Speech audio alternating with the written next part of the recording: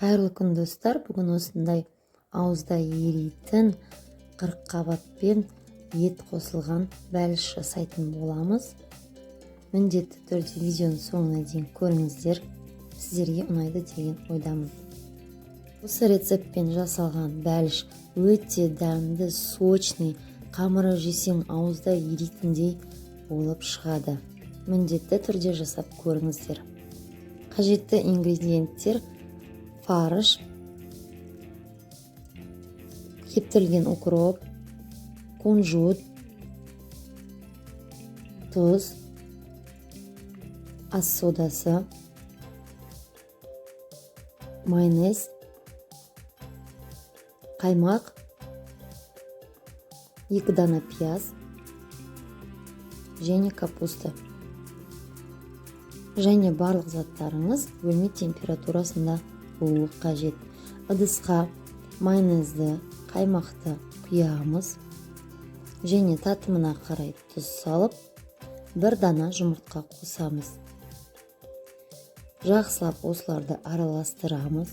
Жақсылап араластырып болғаннан кейін біз жалпы пирогқа 250 грамм ұн қосамыз.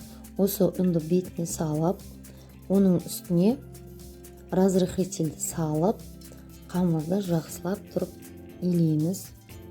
Иленген қамырымыз өте қатты болып кетпеу керек, жұмсақ болып шығады.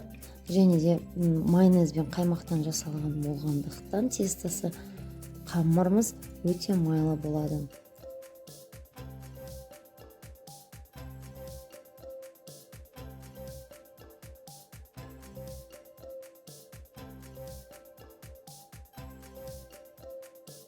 Қамырды жақсылап илеп болғаннан кейін бетін жауып қоямыз демалдыруға.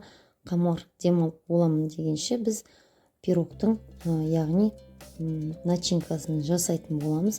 Ол үшін осындай 170 граммдай 40 қабатты алып, өстіп соломкаға турап, оны ірілеу 3-4 бөлікке бөліп шығамыз.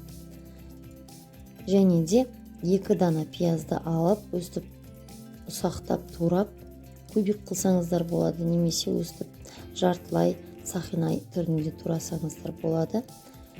Фаршқа қосамыз.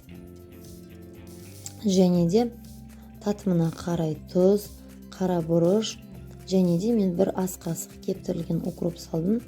Укроптың орнына сіздер басқа петрушка сияқты аскөктерді қоссаңыздар өте тамаша болып шығады. Және менің фаршым майлы аз болғандықтан мен 2 ас қасықтай сұйық май қостым.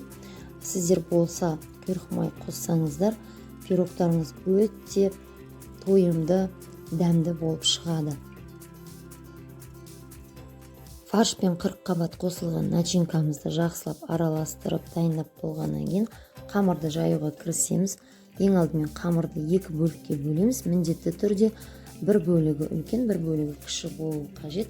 Үлкен бөлігін өстіп жұқалап, бауырсақтың қалыңдығындай етіп, одан сәл жұқалау етіп жаямыз да противенге пергаментный бумага төсейміз. Менде ол дәл қазір болмағандықтан дәптердің қағазын төседім. Және де кішкене ғана ұн сеуіп, қамырды төсеп, бетіне жақсылап фаршты тегістеп жағып шығасыздар. Қамырдың екінші бөлігінде дәл бірінші бөліктегідей етіп жайып шығасыздар қалыңдығын. Бетіне қойып, шетін әсемдейсіздер. Мен ортасын пышақпен тестім. Сіздер қаласаңыздар зубочисткамен түгелмен тесіп шықсаңыздар болады. Сонда пирог үрленіп кетпейді. Және бетіне жұмыртқаның сарысын әдемілеп тегістеп жағып шығасыздар да. Қаласаңыздар кунжут сепсеңіздер болады. Мен осылай кунжут септім.